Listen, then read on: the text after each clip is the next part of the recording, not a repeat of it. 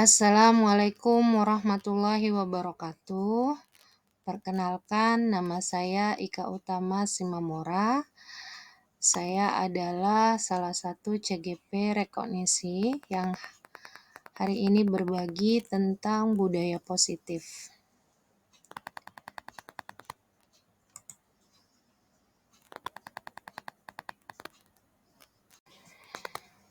Nah, kesimpulan dari apa yang saya pelajari di modul 1.4 adalah mengenai peran saya dalam menciptakan budaya positif di sekolah.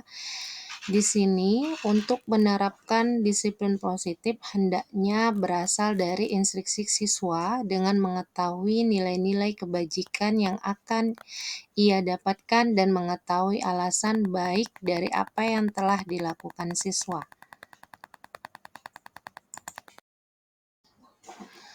Peran saya dalam menerapkan budaya positif di sekolah, yang pertama adalah motivasi perilaku, menghilangkan kontrol hukuman yang akan berdampak negatif, kemudian penghargaan hanya untuk sebagai hadiah atas apa yang sudah dilakukan oleh siswa. Kemudian, posisi kontrol restitusi yang saya lakukan adalah memiliki kontrol manajemen. Kemudian keyakinan sekolah atau kelas adalah bentuk tanggung jawab untuk bisa dipatuhi bersama yang terdapat di dalamnya nilai-nilai kebajikan. Kemudian di segitiga restitusi yang telah saya pelajari adalah manajemen konflik untuk menyelesaikan masalah dan perbaikan diri siswa ke depannya. Keterkaitan dengan materi sebelumnya yaitu Filosofi Pendidikan Nasional Ki Hajar Dewantara, nilai dan peran guru penggerak serta visi guru penggerak adalah sebagai berikut. Budaya positif sebagai gambaran filosofi Ki Hajar Dewantara agar anak didik dituntun untuk menemukan nilai-nilai kebajikan dalam kehidupannya. Kemudian, nilai dan peran guru penggerak dalam budaya positif adalah menggali nilai-nilai kekuatan yang dimiliki oleh siswa. Kemudian, guru penggerak dalam budaya positif adalah membuat prakarsa yang menanamkan nilai-nilai karakter pada pribadi, sikap, dan perilaku siswa.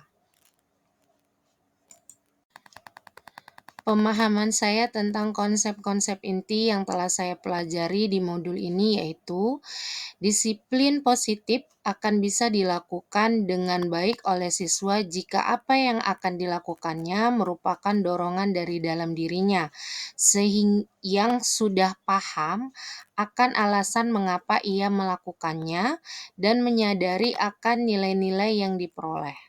Kemudian teori kontrol, itu ada ilusi guru mengontrol murid, ilusi bahwa orang dewasa memiliki hak untuk memaksa, kemudian ilusi bahwa semua penguatan positif efektif dan bermanfaat, ilusi bahwa kritik dan membuat orang merasa bersalah dapat menguatkan karakter. Itu merupakan teori kontrol. Kemudian teori motivasi merupakan unsur yang harus dilakukan guru untuk nantinya murid dapat berperilaku atas dasar kemauannya sendiri dan memahami kebutuhan dari apa yang dilakukan dan mendapatkan nilai-nilai kebajikan.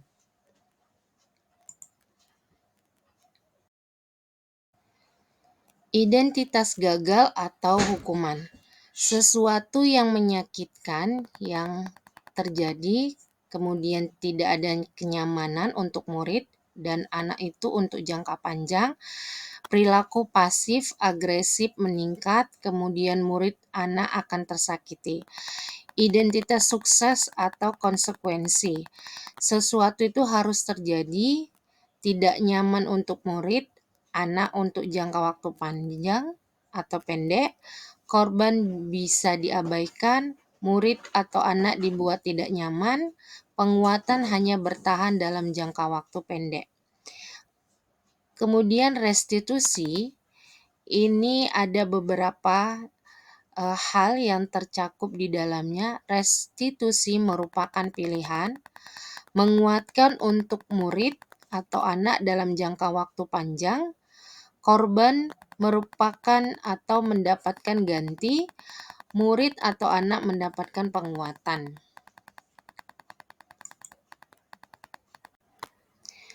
Posisi kontrol, yakni ada pembuat merasa bersalah. Pembuat merasa bersalah akan menggunakan keheningan yang membuat orang lain merasa tidak nyaman, bersalah, atau rendah diri. Ini yang nantinya akan dialami oleh siswa. Kemudian posisi kontrol sebagai teman, guru pada posisi ini tidak akan menyakiti murid, namun akan tetap berupaya mengontrol murid melalui persuasi. Posisi teman pada guru bisa negatif ataupun positif. Nah, kemudian pemantau.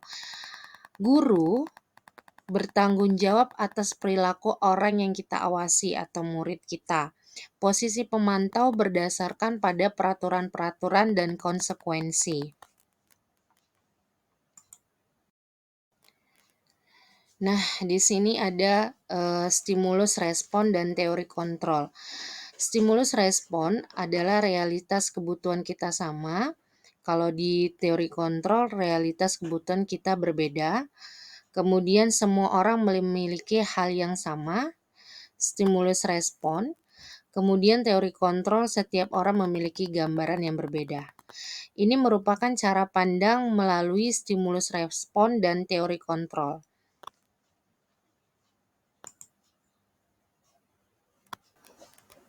Nah, ini adalah salah satu contoh dari bentuk-bentuk keyakinan kelas yang berada di kelas 1, kelas 5, kemudian kelas 7.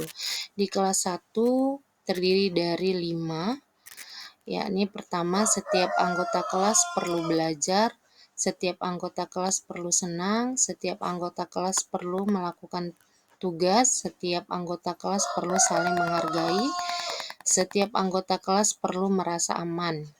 Kemudian keyakinan kelas 5, selalu bersikap positif, senantiasa menjadi diri yang terbaik, percaya dan menghormati orang lain serta barang miliknya, kemudian berkomitmen terhadap setiap tugas dan senantiasa membantu. Nah, ini merupakan komitmen kelas yang di dalamnya terdapat kalimat-kalimat positif yang bernilai kekuatan, yang nantinya bisa mengikat atau ini merupakan hasil dari diskusi antara guru dengan muridnya yang saling berkomitmen.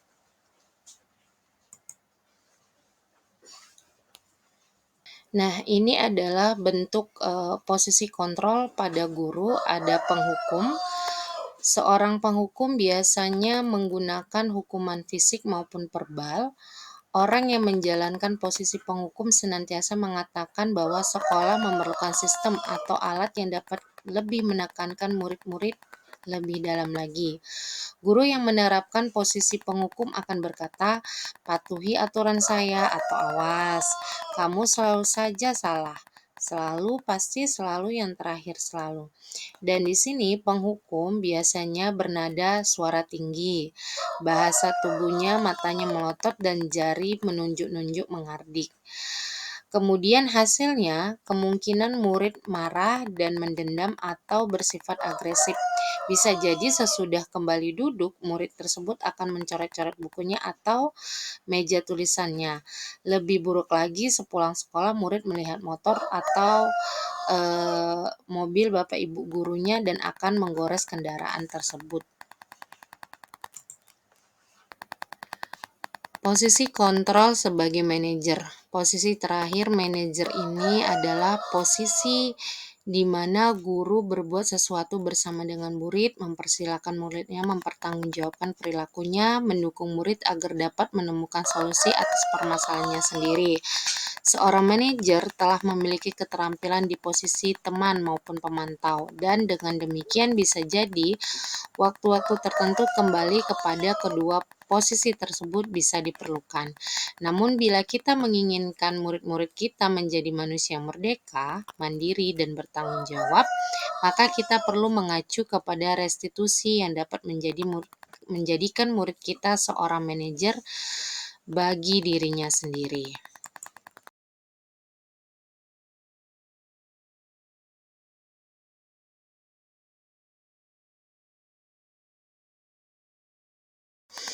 Hal yang menarik dalam mempelajari modul ini adalah bahwa nanti bagaimana cara guru untuk menggunakan bahasa yang tepat untuk anak didiknya agar mudah nanti dipahami, karena nantinya murid itu akan mendapatkan bahasa yang lebih kepada teori, namun yang diperlukan murid adalah bahasa praktis, bahasa ibu yang mudah dipahami dan mudah nanti dipraktikkan kepada di sehari-hari murid. Perubahan yang terjadi pada cara berpikir saya dalam menciptakan budaya positif di kelas adalah perubahan pola pikir saya tentang tindak tanduk budaya positif yang dilakukan siswa, yakni siswa tidak dapat dikontrol sesuai dengan keinginan gurunya. Kemudian apa yang dilakukannya sesuai dengan kebutuhannya sebagai manusia pada umumnya. Oleh karena itu, saya juga harus memahami alasan dari perilaku yang ditunjukkannya. Pengalaman yang pernah dialami terkait penerapan konsep-konsep inti dalam modul budaya positif baik di lingkungan kelas maupun di sekolah, yakni pengalaman sulitnya bagi anak untuk melakukan budaya positif adalah menyadari akan kesalahan yang dilakukannya merupakan hal yang tidak baik, karena karakter yang sudah terbentuk dari diri anak yang sangat sulit dihilangkan, sehingga menjadi kekuatan mental untuk bisa dihargai oleh temannya. Sehingga di kelas itu anak yang seperti ini biasanya punya egois gitu, tidak mau menerima pendapat gurunya. Nah, di sini nanti kami melakukan restitusi, segitiga restitusi dengan anak yang seperti ini.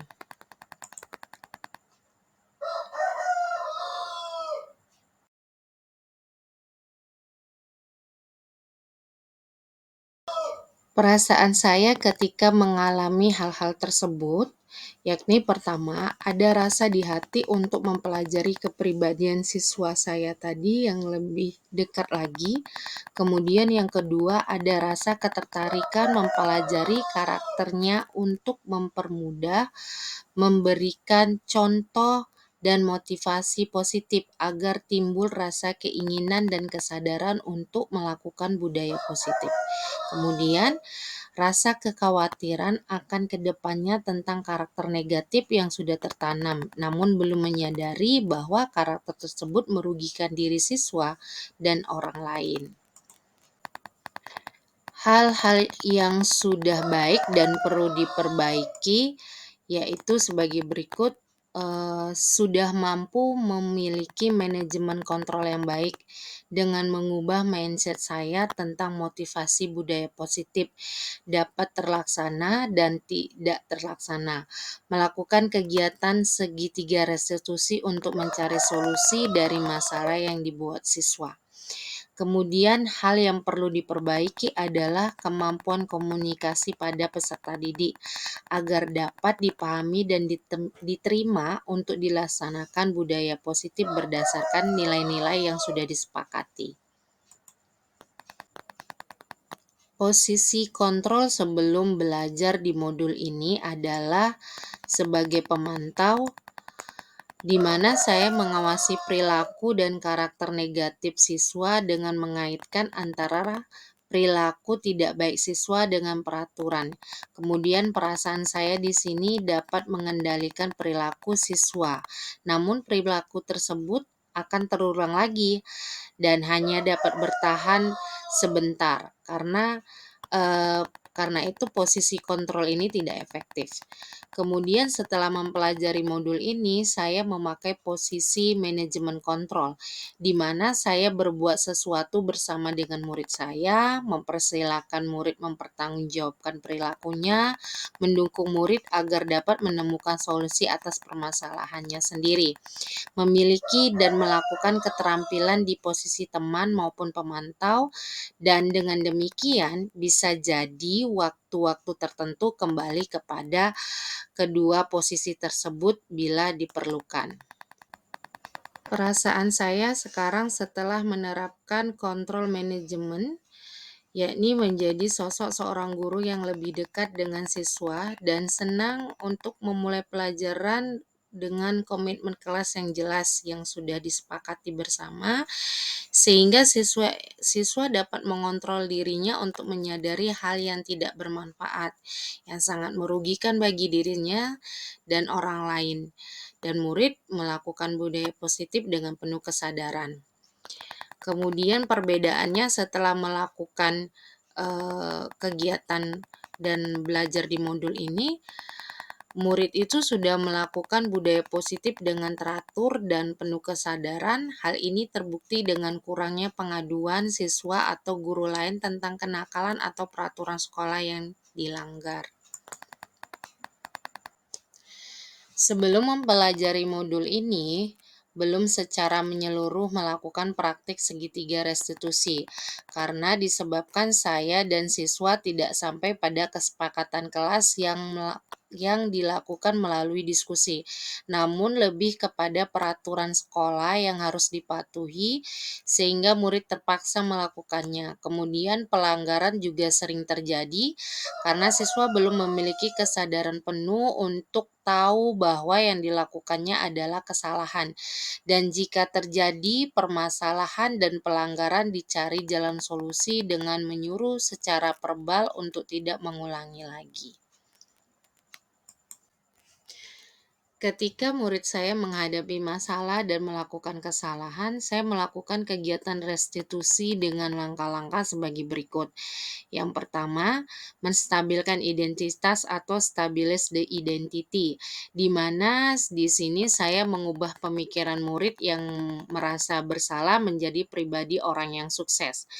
Kemudian kedua, memvalidasi tindakan yang salah dan berdiskusi dengan siswa membawa setiap kesalahan akan ada jalan solusi untuk memperbaikinya. Kemudian yang ketiga, menanyakan keyakinan, seek the belief.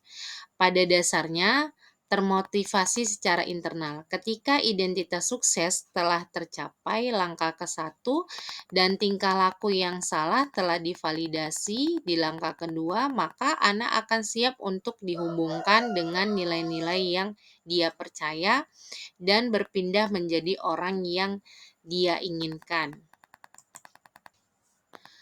Hal-hal lain yang menurut saya penting untuk dipelajari dalam proses menciptakan budaya positif baik di lingkungan kelas maupun sekolah adalah bagaimana siswa yang sudah memiliki kesadaran penuh untuk melakukan budaya positif dengan baik itu bisa menebarkan pengalamannya pada temannya atau menjadi tempat bagi temannya untuk berbagi pengalaman dalam melakukan budaya positif.